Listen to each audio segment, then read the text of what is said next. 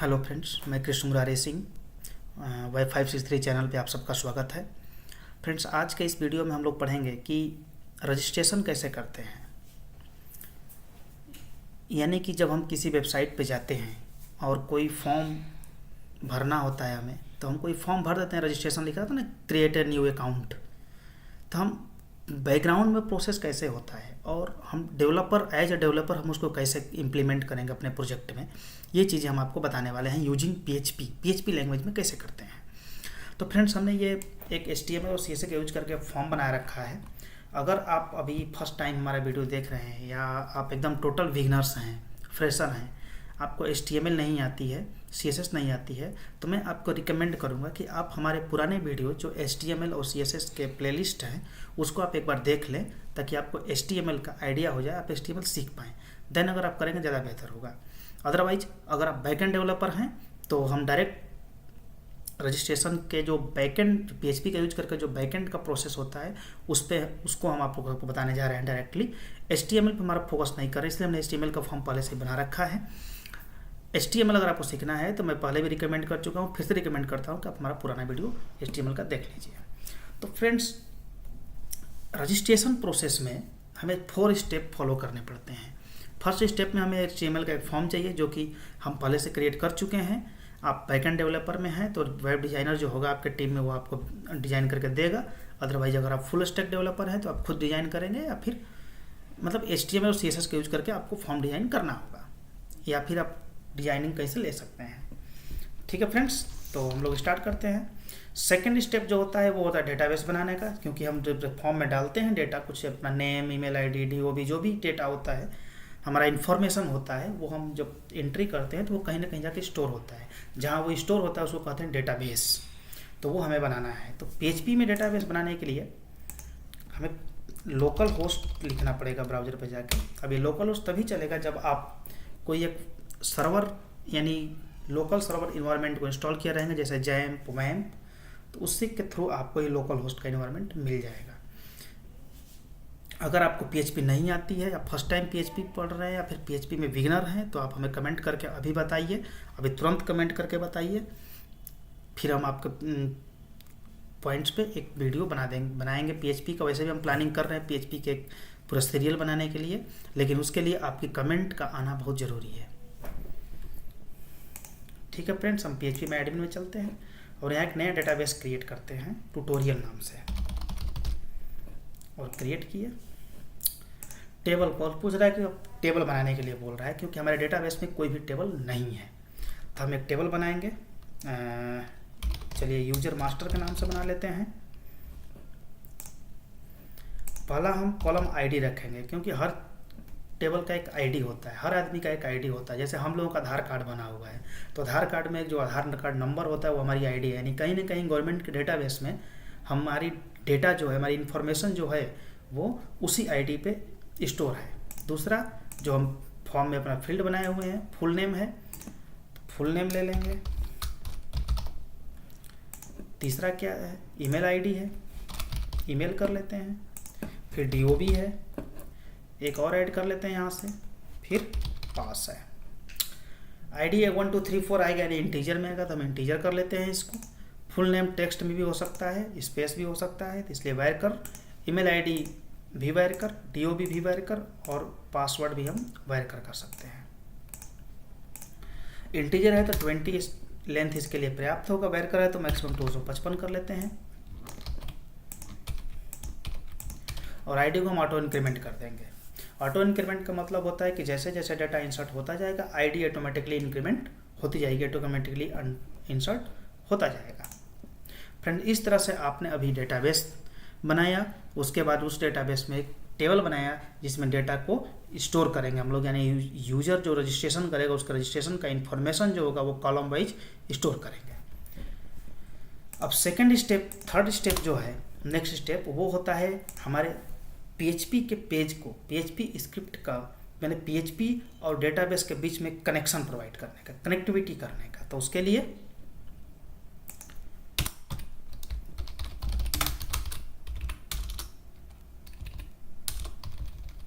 PHP का tag हमने open किया और क्लोज किया। इसके बाद एक वेरिएबल बनाएंगे $फॉर्म, और एक फंक्शन होता है प्री डिफाइंड MySQLi _connect। ये डेटाबेस जो इंजन होता है, MariaDB हमारा जो इंजन है, InnoDB इंजन होता है, MariaDB डेटाबेस होता है, MySQL उसका क्वेरी लैंग्वेज होती है।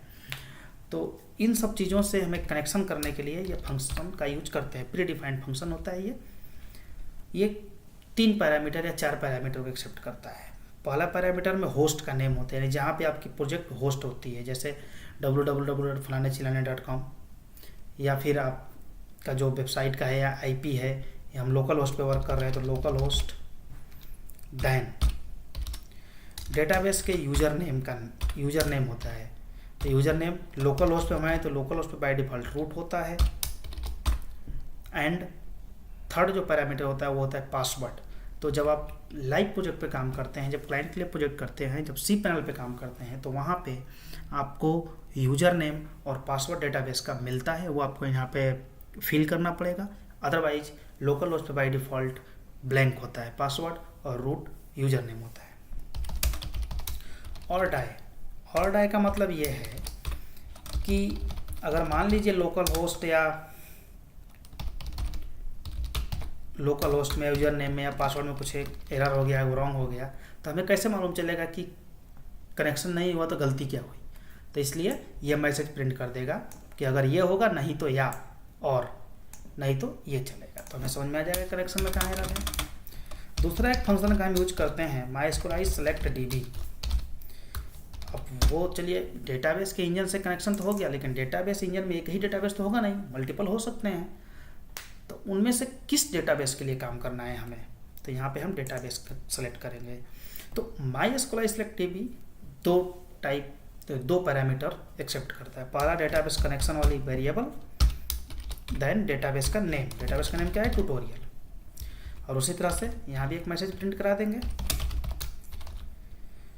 ताकि हमें समझ में आता रहे कि ये डेटाबेस के लिए प्रॉब्लम है, ये कनेक्शन के लिए प्रॉब्लम है।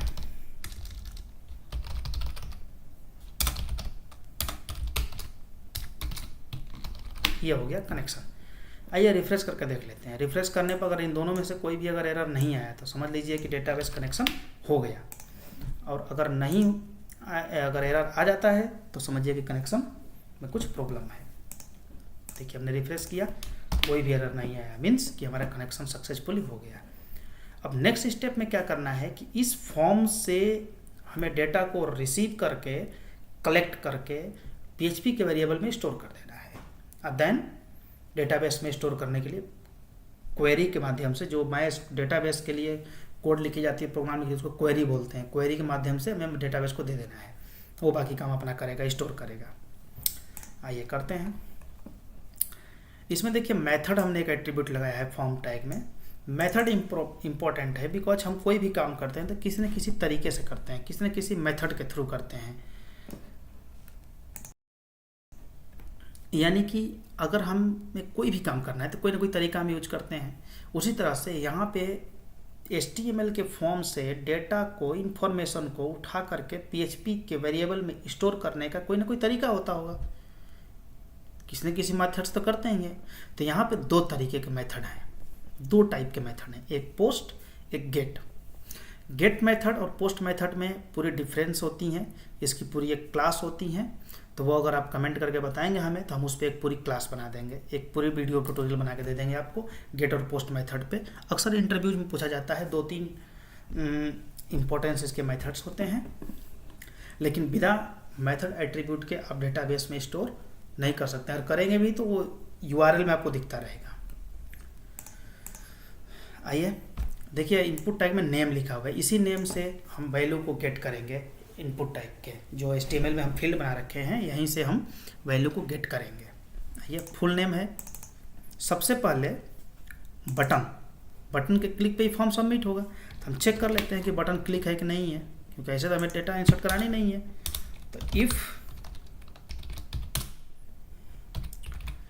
एक फंक्शन होता है इसेट, ये चेक करता है कि क्या ये सेट है कि नहीं। हमने फॉर्म में पोस्ट मेथड लगा रखा है। अब ये क्या करेगा, इफ़ यदि सेट हो $_post, यानी इस मेथड के थ्रू, क्योंकि हमने यहाँ पे फॉर्म में मैसेज पोस्ट मेथड लगा रखा है, इसलिए पोस्ट मेथड के थ्रू सबमिट नाम का बटन अगर सेट हो तो, यानी उस पर क्लिक हो तो, यानी वो सबमिट हो तो क्या हो भाई, सभी फील्ड्स के डेटा एक एक वेरिएबल में स्टोर हो जाए। Dollar full name is equal to dollar underscore post. ये क्या कह रहा है, ये कह रहा है कि फुल नेम नाम का इनपुट टैग, फुल नेम से जो इनपुट टैग है उसका जो वैल्यू है वो इस मेथड के थ्रू, यानी डॉलर अंडरस्कोर पोस्ट मेथड के through dollar full underscore name वाले वेरिएबल में स्टोर हो जाए, बस और कुछ नहीं। इतना समझ में आ गया। आगे चलते हैं। आगे क्या है भाई, ईमेल आईडी है, इसके लिए भी बस वैसे ही जो डिफिनेशन फुल नेम के लिए है वही इसके लिए भी है। आगे क्या है, डीओबी है,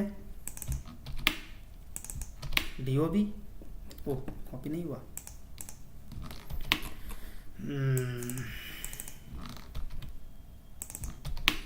डीओबी हो गया।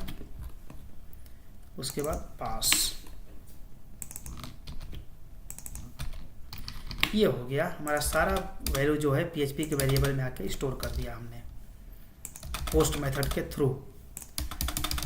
अब अगला स्टेप में हम क्या करेंगे कि इन सभी वेरिएबल को डेटाबेस में स्टोर करने के लिए उस पर्टिकुलर कॉलम में स्टोर करने के लिए भेज देंगे क्वेरी के थ्रू। कैसे, ध्यान से देखिए, dollar insert equal to query लिखेंगे, इंसर्ट इनटू टेबल का नेम, टेबल का नेम क्या था हमारा, यूजर मास्टर, किस टेबल में स्टोर करना है, यूजर मास्टर, देन सभी फील्ड के नेम्स उसी सीक्वेंस में। कोई जरूर नहीं कि आप उसी सीक्वेंस में लिखिए, आगे पीछे भी कर सकते हैं, लेकिन अगर आप एक सीक्वेंस में रखेंगे तो आपको डेटा का कॉलम वाइज वेरिएबल देने में आसानी होगी, गलतियां होने के चांसेस कम होंगे। फुल नेम, आईडी को हम नहीं लेंगे क्योंकि वो ऑटो इंक्रीमेंट कर रखे हैं हम लोगों ने इसको, तो ये जैसे जैसे डेटा जाएगा वो ऑटो इंक्रीमेंट होता रहेगा। ईमेल हो गया, देन डीओबी, देन लास्ट में क्या है, पासवर्ड, पास। ठीक है फ्रेंड्स, ये हो गया सभी कॉलम के name, full name, email, DOB और पासवर्ड। अब वैल्यूज की बारी आई, तो जिस सीक्वेंस में हमने यहाँ पे लिखा है उसी सीक्वेंस में उसी में वेरिएबल डालेंगे, सिंगल कोटेशन के अंदर डालेंगे। फुल नेम है वेरिएबल, फुल नेम को यहाँ से कॉपी कर लेंगे और यहाँ पे हम पेस्ट कर देंगे। उसी तरह से डॉलर ईमेल है, डॉलर ईमेल को भी हम वहाँ से कॉपी करेंगे और यहाँ पे उसी सीक्वेंस में उसी कॉलम के जगह पे उसी कॉलम के नंबर पे 1 2 के नंबर पे 2 नंबर पे पेस्ट कर देंगे, ताकि अगर कॉलम गड़बड़ हो जाएगा तो ईमेल चला जाएगा, फुल नेम में चला जाएगा, ईमेल आईडी में फिर क्रेडेंशियल गड़बड़ हो जाएगी, फिर लॉगिन नहीं हो पाएगा।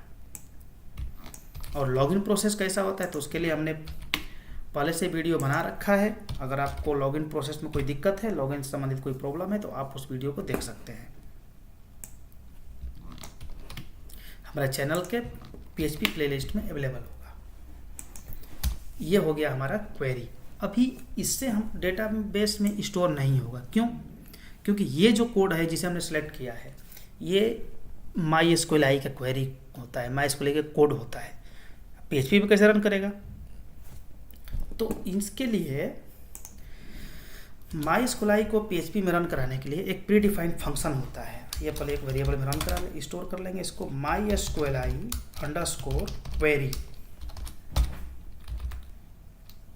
ये फंक्शन PHP में MySQL क्वेरी को रन कराने के लिए यूज किया जाता है। ये 2 पैरामीटर को एक्सेप्ट करता है, पहला डेटाबेस कनेक्शन का वेरिएबल $com और दूसरा $insert query। चाहे तो आप वेरिएबल में डाल के इसको ऐसे स्टोर कर सकते हैं, चाहे ये सीधा का सीधा आप इसको यहाँ से कॉपी करके और यहाँ पे पेस्ट भी कर सकते हैं। अब चूँकि ये लंबा हो जाता तो थोड़ी सी आप लोगों को कन्फ्यूजन होती, जो लोग बिगनर्स हैं उन लोगों को कन्फ्यूजन होती, इसलिए हमने वेरिएबल में लेकर के तब यहाँ पे डालना उचित समझा। इतने से डेटाबेस में डेटा स्टोर हो जाएगा, रजिस्ट्रेशन कंप्लीट हो जाएगा। लेकिन यूजर को कैसे मालूम चलेगा, हमें कैसे मालूम चलेगा कि डेटाबेस में डेटा इंसर्ट हो गया? यानी रजिस्ट्रेशन यूजर जो है वो रजिस्ट्रेशन सक्सेसफुली हो गया कैसे मालूम चलेगा? क्योंकि हम तो डेवलपर, चलो ठीक है, हम डेटाबेस में देख लेंगे, हमारा जो यूजर है उसको तो पता ही नहीं डेटाबेस किस चिड़िया का नाम है, उसे तो बस रजिस्ट्रेशन किया, फॉर्म भरा, सक्सेसफुली मिला, देन फिनिश, उसे तो इतने से मतलब है। तो हम क्या करेंगे, यहाँ पे थोड़ा सा हम कांड करेंगे। कांड ये करेंगे कि देखिए कोई भी फंक्शन जब एग्जीक्यूट होता है, कॉल होता है, तो वो दो टाइप के वैल्यू रिटर्न करता है। एक, अगर वो फंक्शन जिस चीज़ के लिए बनाई गई है, जिस काम के लिए बनाई गई है, जिस पर्पज से बनाई गई है, वो अगर सक्सेसफुली होता है तो 1 रिटर्न करेगा, अदरवाइज वो 0 रिटर्न करेगा। कहने का मतलब या तो ट्रू रिटर्न करेगा तो फॉल्स रिटर्न करेगा, या जो रिटर्न कराया जाएगा वो रिटर्न करेगा। इस केस में अगर इंसर्ट हो जाएगा तो ये 1 रिटर्न करेगा, अगर नहीं इंसर्ट हुआ, कोई मिसअंडरस्टैंडिंग हो गई या कोई वेरिएबल में एरर हो गया या कोई डेटाबेस का मैच नहीं किया, समथिंग कुछ भी प्रॉब्लम हो सकती है, अगर ऐसा कोई एरर आया तो वो 0 रिटर्न करेगा। तो 1 और 0 हमें मिल रहा है। इसी का फ़ायदा उठा करके हमें एक कांड करना है और कंडीशन लगाना है। कंडीशन क्या लगाना है, $run को हम इस कंडीशन में कॉपी करके पेस्ट करेंगे और equals to $run is greater than 0 कर देंगे। अब 0 से बड़ा क्या होगा, 1 का मतलब क्या होगा कि डेटाबेस में डेटा इंसर्ट हो गया है। तो जैसे ही डेटाबेस में डेटा इंसर्ट हो जाए, इको प्रिंट करके आ जाए कि रजिस्ट्रेशन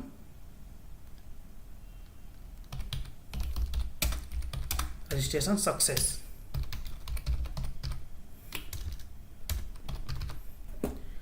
और अगर नहीं हुआ तो 0 रिटर्न कर दिया, तो एल्स कंडीशन फॉल्स हो जाए तो इको एरर। ये हो गया रजिस्ट्रेशन का पूरा स्टेप।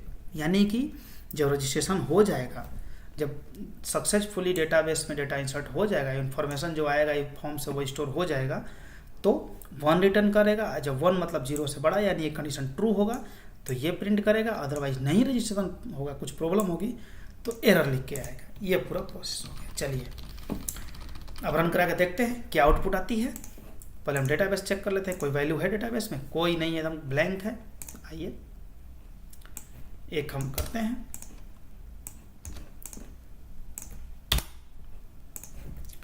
जैसे मान लीजिए कृष्णा मुरारी सिंह, ईमेल आईडी में कुछ लिख दिया हमने, A1 kms123@gmail.com,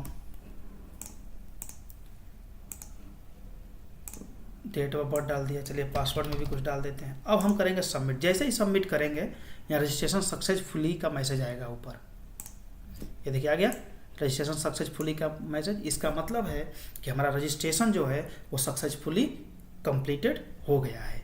देखते हैं डेटाबेस में डेटा कुछ आया या नहीं आया। ये देखिए आ गया ना एक डेटा, कृष्णा मुरारी सिंह, ये जो हमने डाला था वो सारा आ गया। एक एंट्री और करके देख लेते हैं, जैसे मान लीजिए अमित कुमार, कोई डाल दीजिए 123@gmail.com, पासवर्ड में कुछ DOB कुछ डाल दीजिए। पासवर्ड में चलिए हमने डाल दिया 563 अब सबमिट कर देते हैं, फिर सक्सेसफुली। अब एक डेटा, अब 2 डेटा हो जाना चाहिए। 2 डेटा हो गया।